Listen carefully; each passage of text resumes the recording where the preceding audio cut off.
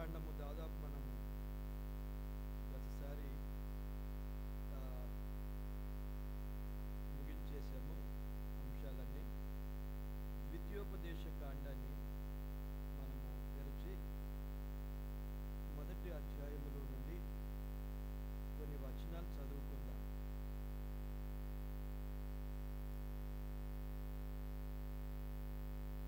ద్వితీయోపదేశ కాండము మొదటి అధ్యాయము 33వ వచనం నుండి చదువుతాను. రాత్రి అగ్నిలోను పగలు మేఘములోను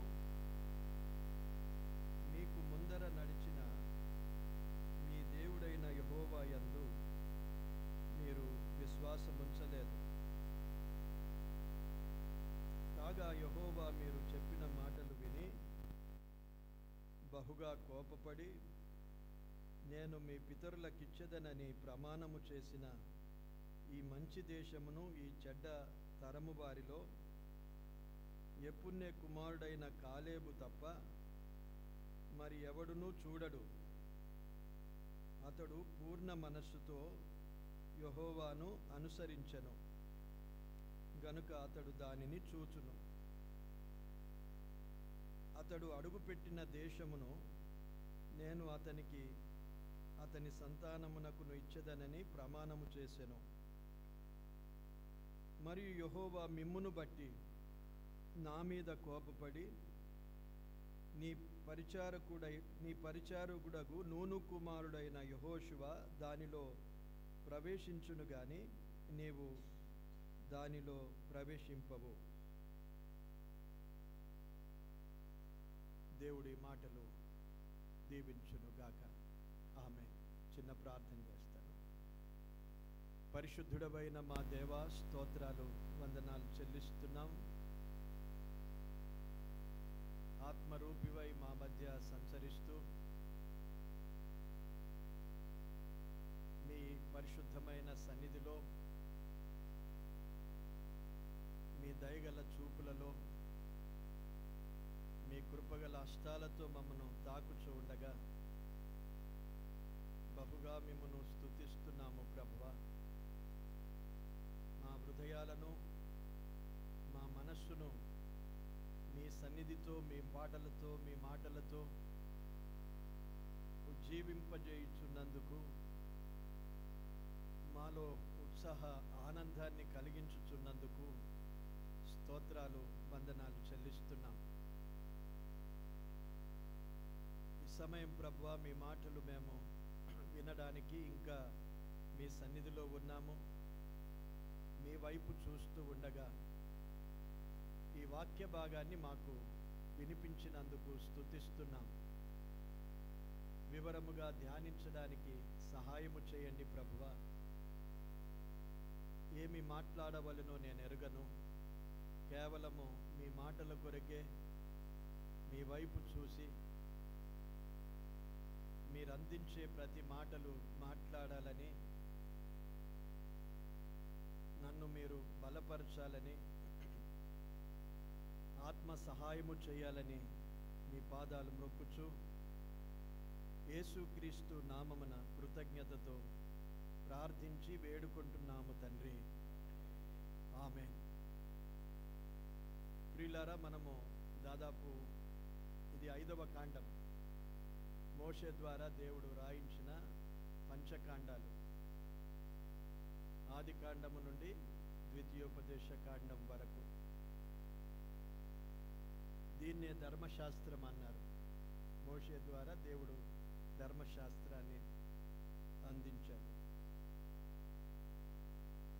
ప్రతి కాండములో ప్రతి గ్రంథములో ఉన్న విషయాలైతే అర్థమైపోయాయి కదా. అర్థమైనాయమ్మా? ఆది కాండములో ఏమున్నది? అబ్రహామును గురించి ఎక్కడున్నది అంటే ఎక్కడున్నదంటే చెప్పగలుగుతారా? అధ్యాయాలు చెప్పకుండా పర్వాలేదు, చెప్పండి అమ్మా. మీరు బైబిల్ చదని వారు ఒకవేళ అనుభవం లేదు. అబ్రహామును గురించి బైబిల్లో ఎక్కడున్నది చెప్పండి అంటే ఆది కాండములు ఉందని చెప్తే చాలు. మీరు మరి యొక్క ఆది కాండములు ఉందని చెప్పాలి. ఇంత తెలుసుకుంటే చాలు మనం. అందులో మనం విన్నయన్ని మన జ్ఞాపకం వస్తాయి మళ్ళీ. అయ్యో అబ్రాహాము ఎక్కడున్నాడు, ఎక్కడ రాసిరు అనేది లెక్కవలసిన అవసరం ఉండదు. అలాగూ యాకోబు, ఇస్సాకు ఇవన్నీ మనము ఆలోచన చేశాం కదా. ఆదికాండం అనగానే వీళ్ళందరి చరిత్ర అక్కడ ఉన్నది. అలాగే నిర్గమాకాండం అనగానే ఇశ్రాయేలు ప్రజలు ఐగుప్తులో దాసత్వములో ఉండి బయలుదేరిన చరిత్ర ఉన్నది నిర్గమాకాండములోనే దేవుడు వారికి ధర్మశాస్త్ర విధులు ఆజ్ఞలు ఇచ్చాడు. అది చాలా ప్రాముఖ్యమైన అంశం. అది నిర్గమాకాండములో అవి వ్రాయబడ్డాయి. మూడవది మళ్ళీ లేవియకాండము తన ప్రజలు ఎలాగూ పరిశుద్ధంగా ఉండాలి అనేది. లేవియకాండములో తన ప్రజలు ఎలాగూ పరిశుద్ధంగా ఉండాలి అంటే అందులో మనం కూడా ఉన్నాం. పరిశుద్ధతను గురించి వ్రాయబడిన గ్రంథం అది. నాలుగవది సంఖ్యాకాండం. ఇందులో ఏమున్నా చెప్పండి, ఇది తాజాగా మనకు జ్ఞాపకం ఉండాలి. మరి క్రమము, లెక్క రెండు దేవుని యొక్క ఉద్దేశాలు. క్రమాన్ని చూస్తాడు, లెక్కను అడుగుతాడు. అది అందరి జీవితాల్లో, వ్యక్తిగతంగా నా జీవితంలో, నీ జీవితంలో ప్రతి ఒక్కరిని దేవుడు లెక్క అడుగుతాడు, క్రమాన్ని చూస్తాడు. ఇవి చాలా ప్రాముఖ్యమైనవి. ఒక్కొక్క మాటలో జ్ఞాపకం ఉంచుకోవడానికి నేను చెప్పాను. ఇంట్రెస్ట్గా ఉన్నవారు ఆ మాటలు రాసుకోండి. మళ్ళీ నా నోట కూడా రావు, అవి నేనే మర్చిపోతాను. ఒక్క మాటలు చెప్పాలంటే మళ్ళీ 2-3 మాటలు వస్తాయి అందులో.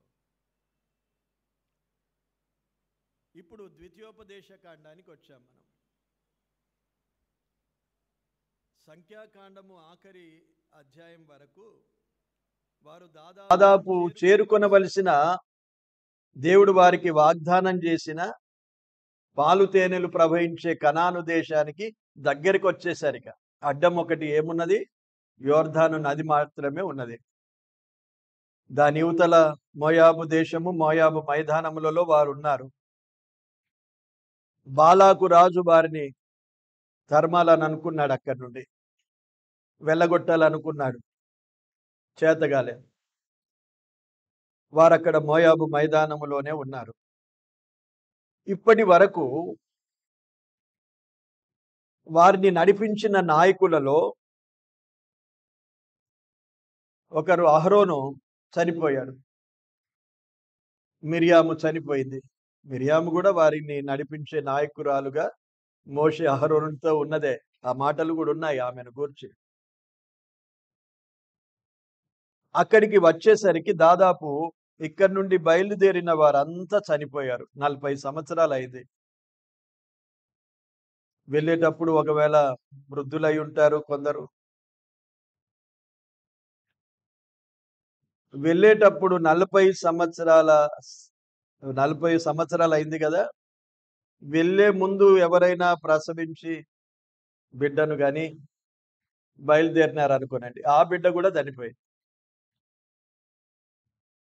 40 సంవత్సరాల లోపు ఉన్న వారంతా, ఇక్కడి నుండి బయలుదేరిన వారంతా ఎవ్వరూ అక్కడికి చేరలేదు. ఇప్పుడు మనం చదువుకున్న వాక్య భాగంలో 2 పేర్లు వస్తాయి. సంఖ్యాకాండములో 26వ అధ్యాయములో జనసంఖ్య చేసినప్పుడు అక్కడ బయలుదేరిన వారి లెక్క, చేరిన వారి లెక్క ఒకటే ఉన్నది, అంతే.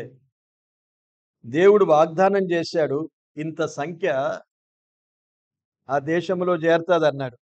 అక్కడ ఒకవేళ వారు ప్రభువుకు అనుకూలంగా జీవిస్తుంటే అది డబల్ అయ్యేది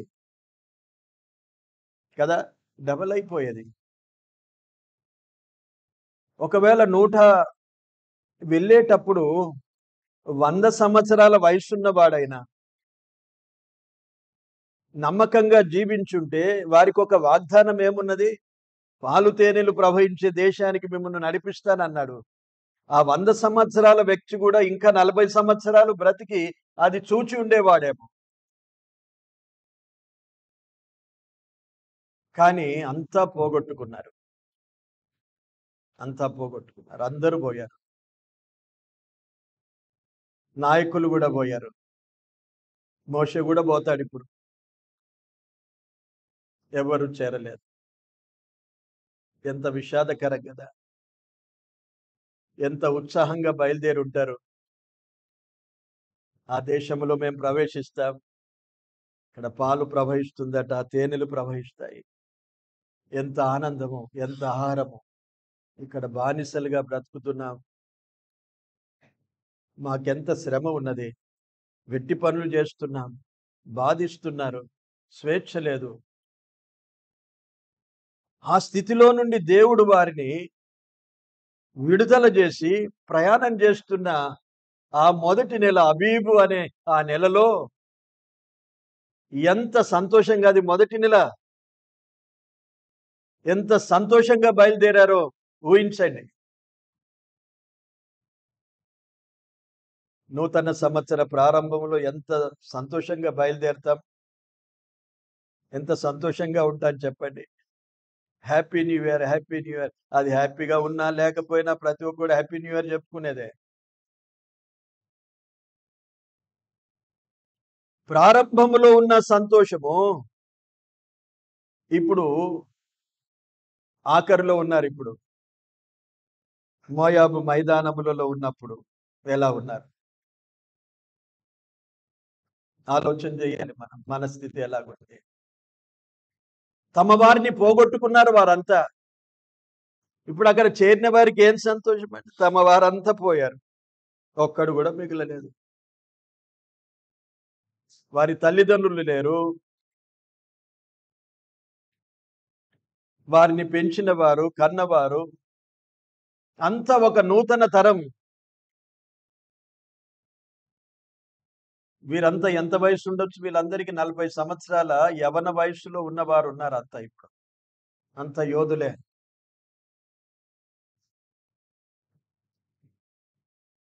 ప్రారంభములో ఉన్న సంతోషము ముగింపు వరకు కొనసాగాలి.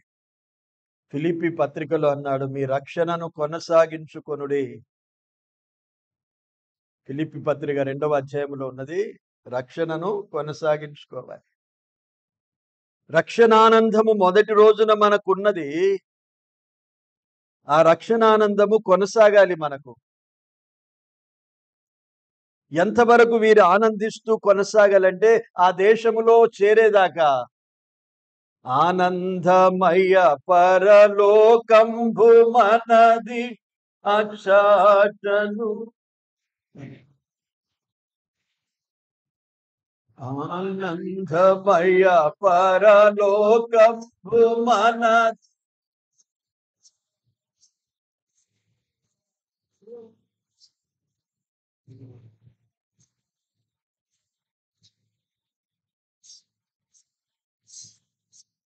సరే, ఎవరికి వచ్చినా అది పాడండి, పర్వాలేదు. కానీ ఆనందమయ్య వారు ఎర్ర సముద్రం దాటగానే యెహోవాను గాన చేసెదమో మనకు రాక.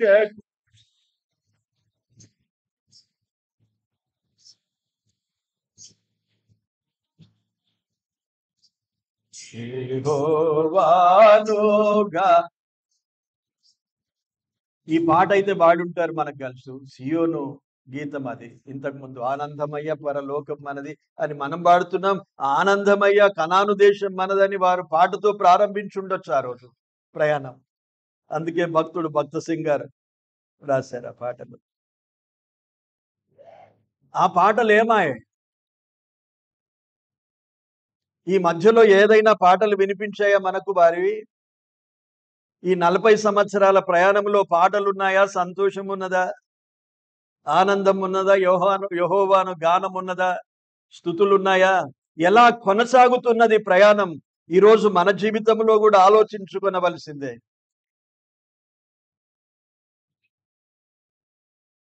ఎందుకు ఇలా జరుగుతున్నది? ఎందుకు ఇలా జరుగుతున్నది మన జీవితాల్లో కూడా? ఆ పాట పాడుకోలేకపోతున్నాం. ఆ సంతోషాన్ని మనము అనుభవించలేకపోతున్నాం. యెహోవాను గానము చేస్తూ స్తుతించలేకపోతున్నాం. ఆలోచన చేయాలి ప్రియులారా, ఆలోచన చేయాలి. కారణాలు మనకు దొరుకుతాయి. కారణాలు దొరుకుతాయి. వీరి వీరి ప్రయాణంలో ఎన్నో కారణాలు ఉన్నాయి. ప్రారంభంలో వారి దృష్టి కనాను దేశం. బయలుదేరినప్పుడు దృష్టి ఏంటి వారిది? కనాను దేశం. దేవుడు పాలు తేనెలు ప్రవహించే దేశాన్ని మాకు స్వాధీనం చేస్తాడు.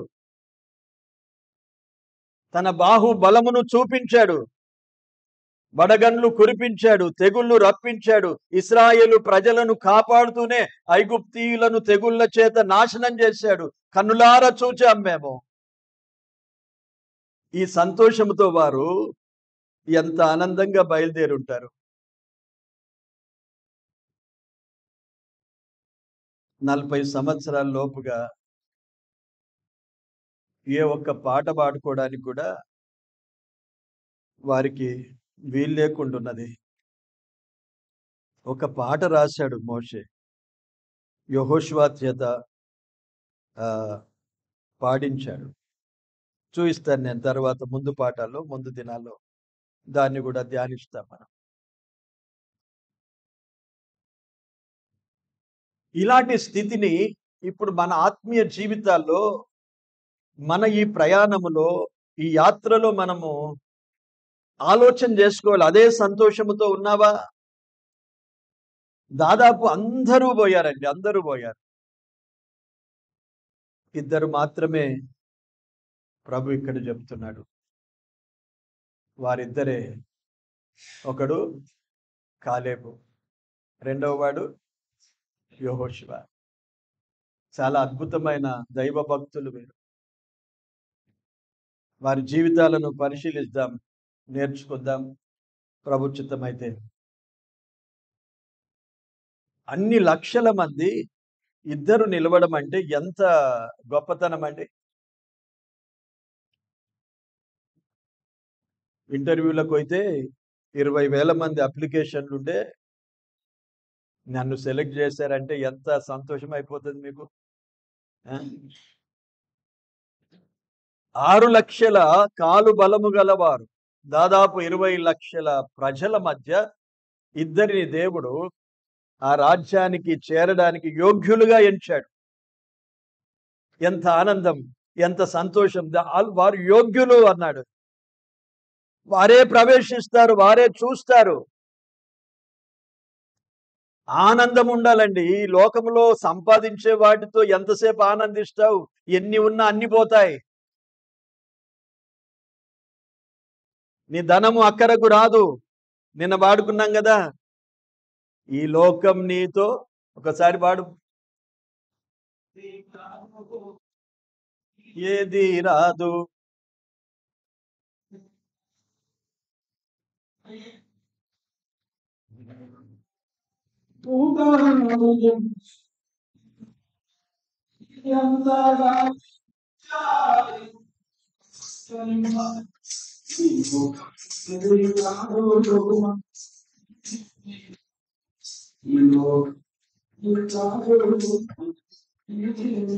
చూసారా, ఈ లోకం మనది కాదు. లోకములో ఎంత సంపాదించినా రాదు, మనతో రాదు. ఇవన్నీ ఇక్కడే విడిచిపెట్టవలసిందే. ఇవి అన్ని ఉన్నా మనల్ని ఏవి కాపాడలేవు. ఇంకా ముందు చాలా మంచి వచనాలు ఉన్నాయి. వీరందరున్నా మనతో ఎవరు రారు. ఇవన్నీ మనం సంపాదించినవి కూడా మనతో దేనికి పనికిరావు. అన్ని వెళ్ళిపోతాం. ఎన్ని కోరికలు, ఎన్ని ఆశలు ఉంటాయి మనకు. నిన్న సాక్ష్యం ఇచ్చాడు వాళ్ళ కొడుకు. తండ్రి ఏమనుకున్నాడంటే, నా కొడుకులు, ఆ తల్లి కూడా ఇచ్చింది, నా కొడుకులు నన్ను కాపాడుకుంటారు. మనకు ఆశ, కొడుకులు కాపాడుకుంటారు, భార్య కాపాడుకుంటారు. నా భార్య పోయిన తర్వాత అదే భయం వచ్చింది, నన్ను ఎవరు చూస్తారు? ఇలాంటి బలహీనమైన ఆలోచనలు ఇవన్నీ కలిగి ఉన్న దేని మీద మనం ఆధారపడినా ఏది మనతో రాదు, ఏది మనకు కాదు. మన లక్ష్యం మన ప్రభువై ఉండాలి, ఆఖరి వరకు నిలిచేవాడు. 50 కీర్తన చూద్దాం, 56 అనుకుంటా. 50 మరణము మట్టుకు నిన్ను నడిపించదను అని ఒక వచనం ఉన్నది. అది త్వరలో దొరికితే 48వ కీర్తన 48వ కీర్తన 14వ వచనము చూడండి. ఈ దేవుడు సదాకాలము మనకు దేవుడై ఉన్నాడు, మరణము వరకు ఆయన మనలను నడిపించును అన్నాడు. ఎంతవరకు నడిపిస్తాడు?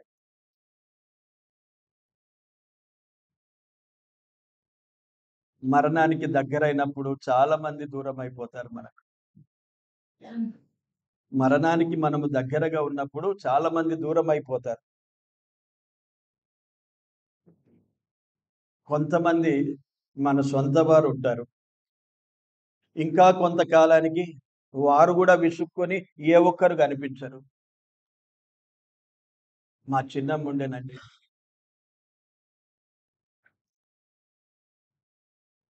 దాదాపు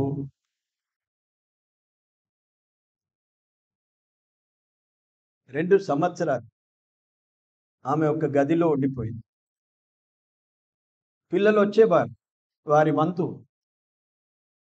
భోజనం తీసుకురావాలా, పెట్టి వెళ్ళిపోవాలా, మళ్ళీ సమయానికి రావాలా, మళ్ళీ ఇయ్యాలా. మా ఇంట్లోనే ఉండింది అక్కడ. 2 సంవత్సరాలు ఆమె ఎలా గడిపింది? మేము వెళ్ళినప్పుడెల్లా మాతో అనేది, దేవుడు నన్ను పిలుచుకోవాలరా. ఇలాంటి పరిస్థితి ఎవరు ఉండరు. మరణానికి దగ్గరవుతున్న కొలది దూరమవుతూ పోతారు. ఈరోజు నిన్ను చూసిన వారు మరో రోజు రారు. అలాంటి పరిస్థితులలో దేవుని మాట ఎంత అద్భుతమైనది. ఈ దేవుడు సదాకాలము మనకు తోడై ఉన్నాడు. కన్నులకు కనిపించడు. ఆయన ఉన్న అనుభవాలు ఎందరో భక్తులు రాశారు. పౌలు రాశాడు, తిమోతికి రాసిన పత్రికలో ఏమన్నాడంటే, అందరూ నన్ను విడిచిపోయిరే, కానీ ఏమన్నాడు, నా ప్రభు నన్ను ప్రక్కన నిలిచి బలపరి. కనిపించాడా ప్రభు? పౌలు కనిపించాడా? కనులకు కనిపించని వాడు. పౌలే రాశాడు, మన కనులకు కనిపించడు. ఆ దృశ్యాన్ని, వెలుగును చూచే 3 రోజులు కళ్ళు కనిపించకుండా అయిపోయిన వాడు పౌలు. నా ప్రక్కనే నిలిచి నన్ను బలపరుస్తున్నాడు అన్నాడు. ఇదే అనుభవం, దేవుడు మనకు తోడయున్న అనుభవం ఇదే. ఎవరమైనా ప్రియులారా, దేవుడు మనలను విడిచిపెట్టడు. అందరూ దూరమైనా వాస్తవంగా దూరం అవుతారు. ఇది సహజం, లోకములో ఉన్న విధానం. మనం ఎవరిని తప్పట్టలేము. కానీ మనం ఏదో భ్రమలో ఉంటాం. నా బలగము, నా వారు ఇక్కడ ఉన్నంతసేపు నా వారు.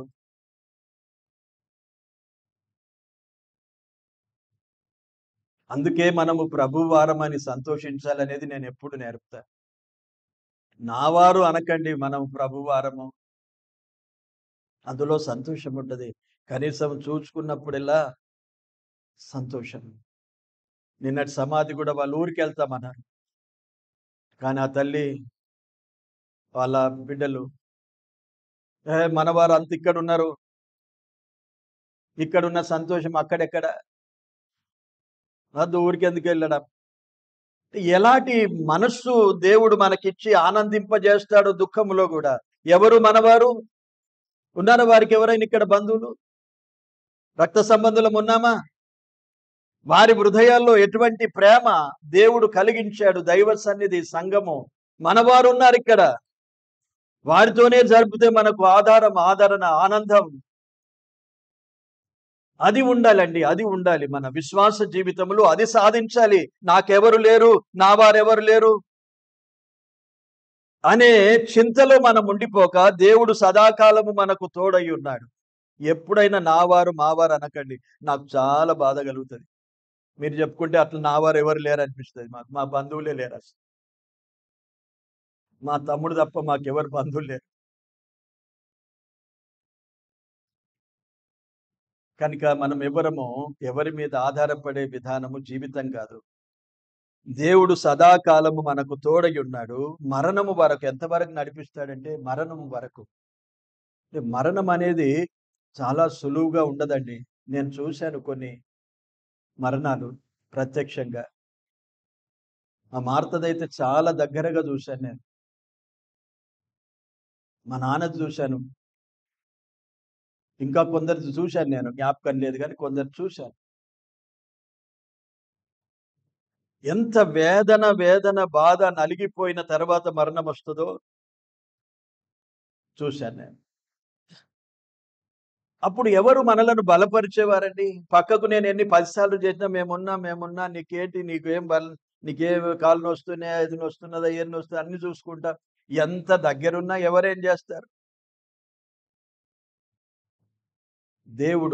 దేవుడు తోడుగా ఉండి మరణము మట్టుకు ఆ మరణం ఎలాగూ దాటాలో అనేది బలాన్నిచ్చేవాడు.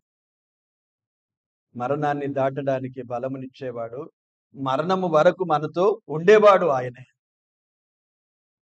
ఇశ్రాయేలు ప్రజలతో ప్రారంభము నుండి పాలు తేనెలు ప్రవహించే ఆ దేశానికి నడిపించే బాధ్యత, భారం, వాగ్దానం ఇచ్చినవాడు నమ్మదగినవాడు. అందుకే విడువక ఎడబాయక వారిని వెంటాడుతూ అక్కడ చేర్చాడు. ఇప్పుడు ఈ ద్వితీయోపదేశ కాండము మోషే ఆ మోయాబు మైదానములో ప్రకటించాడు. మళ్ళీ రివ్యూ చేస్తున్నాడు ప్రయాణం అంతా. రివ్యూ అంటే తెలుసు కదా, చదువుకున్న వారికి తెలుసు. రివ్యూ చేయడం, మళ్ళీ జ్ఞాపకం చేసుకోవడం. ఆ పని నేను సరిగా నడిచినానా లేదా, అక్కడ నుండి బయలుదేరినప్పటి నుంచి జ్ఞాపకం చేసి. ఇప్పుడు మనం కొన్నిసార్లు చిన్నప్పటి నుండి నెట్లుండి అనేది కొన్నిసార్లు కూర్చున్నప్పుడు అటువంటి మాటలు వస్తాయి. మేము చిన్నప్పుడు ఇట్లుంటిమి అట్లుంటిమి అంటే అవన్నీ జ్ఞాపకానికి వెళ్తాం మనం. అదే విధంగా ద్వితీయోపదేశ కాండము మోషే ఇప్పుడు ఇశ్రాయేలు ప్రజలు ఐగుప్తులో నుండి బయలుదేరిన నాట నుండి ఇక్కడి వరకు ఎలా ప్రయాణం చేశారో, ఏమేమి జరిగాయో, ఎలా ప్రవర్తించారో, దేవుడు ఏమేమి వారి పట్ల చేశాడో, ఎందరెందరూ ఎలా చచ్చిపోయారో వాటన్నిటిని గురించి మళ్ళీ చెప్తున్నాడు. అదే ద్వితీయోపదేశ కాండం. రెండవసారి వారికి ఒక ఉపదేశం చేస్తున్నాడు. దేవుడు అతనికి చెప్పేశాడు, నీవు ఇంతవరకే, ఇక వీరితో ఏదన్నా మాట్లాడుకుంటే ఆఖరి మాటలు మాట్లాడుకో పో అన్నాడు కదా. చెప్తాం కదా, ఆఖరి మాటలు ఏమైనా ఉన్నాయా, మాట్లాడుకో. మరణ శిక్ష విధించే వారికి అలాగే చెప్తాడు. ఎవరితోనైనా మాట్లాడుకునేది ఉన్నదా, ఏదైనా కోరిక ఉన్నదా అని అడుగుతారు. దేవుడు అలాగే మోషేతో చెప్పాడు, ఇక నీకు ఒక్కటే కోరిక, ఏదో నీ ప్రజలను బాగా ప్రేమించేవాడు మోషే తన ప్రజల కొరకు సాగిలపడినవాడు. అయ్యా, నా పేరు గ్రంథంలో నుండి తీసేయి గాని ఈ ప్రజలను మాత్రం శిక్షించకుము అని ప్రేమ చూపి మోషే ప్రజల కొరకు తన ప్రాణాన్ని కూడా ఇవ్వడానికి ఇష్టపడ్డాడు. దేవుడు ఒకసారి మోషేకు ఆఫర్ చేశాడు, చూడు మోషే, వీరందరినీ నేను ఒక్క క్షణములో చంపేస్తాను, నిన్నే ఒక గొప్ప జనాంగాన్ని చేస్తాను నేను. ఏమన్నాడు? నిన్ను చేస్తాను నేను. వీరిని గూర్చి సారిసారికి ప్రార్థన చేయకు, నాకు వీరిని ఒక క్షణములో నాశనం చేస్తాను, నిన్ను గొప్ప జనాంగంగా చేస్తాను. ఈ ఆఫర్ మనకుంటే ఎంత గంతులేస్తుంటే అవుతాయి ప్రభువా, మరి ఏం చేస్తాం? నీ మనసు కూడా నొప్పియదు కదా. నీకంత నా మీద ఇష్టం ఉంటే నేను కూడా ధన్యుడను అని మనం ఎంత. కానీ మోషేలో చాలా క్వాలిటీస్ ఉన్నాయి. ఎటువంటి నాయకుడు? ప్రజలను ప్రేమించిన నాయకుడు. అంతగా ప్రేమ ప్రజల మీద ఉన్నది మోషేకు. అందుకే మోషేకు దేవుడు చెప్పాడు, ఇక నీవు ఇది ఆఖరినికిగా ఈ మిద్యానీయులతో యుద్ధం అయిపోతుంది, ఆ తర్వాత నీవు ఇక్కడ నుండి కొనిపోబడతావు అని చెప్పిన తర్వాత మోషే ద్వితీయోపదేశ కాండం ప్రారంభించాడు. ఇక నేను పోతాను చెప్పాడు. అక్కడ ఆఖరి మాటలు ద్వితీయోపదేశ కాండంలో చాలా మంచి మాటలు ఉన్నాయి. అక్కడక్కడ కొన్ని ఏరుకొని మనము మన ఆత్మీయమైన పాఠాలు నేర్చుకుందాం. రివ్యూ చేసినప్పుడు ఏముంటదంటే there is a correction. Review ఎందుకు చేస్తామంటే కరెక్ట్ చేసుకోవడానికి చేస్తాం. అర్థమైందమ్మా? వెనకాల అన్ని ఎన్ని చెప్పుకుంటాం, ఎందుకు చెప్పుకుంటామంటే ఇప్పుడు ఏదైనా సంఘటన జరిగింది, మీకు అర్థమయ్యేలాగా చెప్తాను. ఏదైనా సంఘటన జరిగింది, అయ్యో గిట్ల జరిగిపోయా అని చేతులు ముడుచుకుంటూ బాధపడుతుంటాం. కొంతసేపటికి అని ఇట్లెందుకు జరిగిపోయాయి ఈ ఆలోచన వస్తుంది. ఇట్లా జరిగిపోయా అనే ఆలోచనకెళ్ళే ఇట్లెందుకు జరిగే అనే ఆలోచన వస్తుంది. అదే రివ్యూ చేసిన తర్వాత ఇట్లెందుకు జరిగే ఆ జరిగిన కారణాలు మనకు అర్థమైపోతాయి. జరిగిన తర్వాత ఇట్లెందుకు జరిగింది అని అర్థమైన తర్వాత మళ్ళీ అట్లనే చేస్తామా చెప్పండి? అయ్యో నేను ఇప్పుడు 100 రూపాయలు ఆడ పెట్టినా లేకుండా అయిపోయాయి, గిట్టెట్లా అయిపోయేది అర్థమైతే లేదు. అందరు ఇంట్లోనే ఉన్నాం, ఇంటి వారే, ఇట్లెట్లయితే మరి ఎందుకు నేను అక్కడ పెట్టినా అని మళ్ళీ యాద్ చేసుకుని నేను మొదట అక్కడుండే అక్కడికి వెళ్ళి ఇక్కడ తీసిన, ఇక్కడికి వెళ్ళి ఇటు తీసిన, ఆఖరికి తేల్చేది ఏంది, అది పోయింది అయిపోయింది. ఇప్పుడు మళ్ళీ అట్లా పెట్టుకోవద్దనే ఆలోచన మనము చేసుకుంటాం. ఈ రివ్యూలో కూడా ఇశ్రాయేలు యొక్క చరిత్ర మళ్ళీ చెప్తున్నాడంటే అందులో నేర్చుకోవాలి పాఠం. ఇప్పుడు ఏ తప్పులు జరిగాయో, ఏ పొరపాట్లు జరిగాయో వాటన్నిటిని బట్టి మనం ఒక పాఠాన్ని నేర్చుకోవడానికే ద్వితీయోపదేశ కాండము మళ్ళీ రాయబడింది. దేవుడి మాటలు దీవించును గాక. ప్రార్థన చేసుకుందాం. మహాగణుడవైన తండ్రి, పరిశుద్ధుడా, మీకు స్తోత్రాలు, వందనాలు చెల్లిస్తున్నాం. ఇంతవరకు అద్భుతమైన మీ సన్నిధి ఆనందించడానికి మీ ఆత్మ సహాయము మాకు అనుగ్రహించి ప్రభువా, ప్రారంభము నుండి ఈ ముగింపు వరకు మా మధ్య సంచరిస్తూ మమ్మను బలపరుస్తూ మా ఆరాధనంతా మీకు మహిమకరంగా ఉండునట్లుగా మాకు తోడయుండి నడిపిస్తూ మమ్మను బలపరుస్తున్నందుకు స్తోత్రాలు.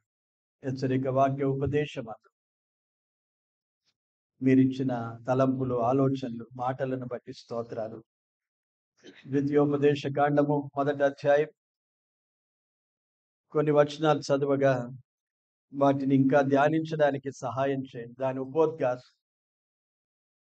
దాని వెనకాల ఉన్న విషయాలన్నీ మేము ఆలోచన చేశాము. మీరెంత గొప్ప దేవుడవో ప్రభువా, దయగల తండ్రి, సదాకాలము మాకు తోడుగా ఉన్నవాడు, మరణము మట్టుకు మమ్మను నడిపించేవాడు, విడువక ఎడబాయక ఉండే దేవుడవు మీరు మాత్రమే ప్రభువా.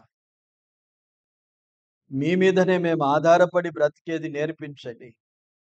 అనేక సార్లు మేము మనుషుల మీద ఆధారపడతాం, పిల్లల మీద ఆధారపడతాం, తల్లిదండ్రుల మీద ఆధారపడతాం, ఆప్తులు, సన్నిహితులు, ఆత్మీయుల మీద ఆధారపడి ఉంటాం. మీ మీదనే ఆధారపడేది నేర్పించండి. అందరూ ఉన్నా అందరికీ అన్ని సాధ్యం కావు ప్రభువా. మనుష్య మాత్రులు ఎన్నో అసాధ్యమైనవి ఉన్నాయి. మీరు మాత్రమే మాకు దేవుడవై సమస్తము సాధ్యపరిచే దేవుడవుగా ఉన్నావు. మీకు స్తోత్రాలు చెల్లిస్తున్నాను. ప్రతి ఒక్కరిని దీవించండి, మంచి ఆరోగ్యాలనివ్వండి. బలహీనుడను నన్ను కూడా బలపరిచి మీ సన్నిధిలో నిలిచి బలముగా మాట్లాడుటకు కృప చూపినావు. స్తోత్రాలు.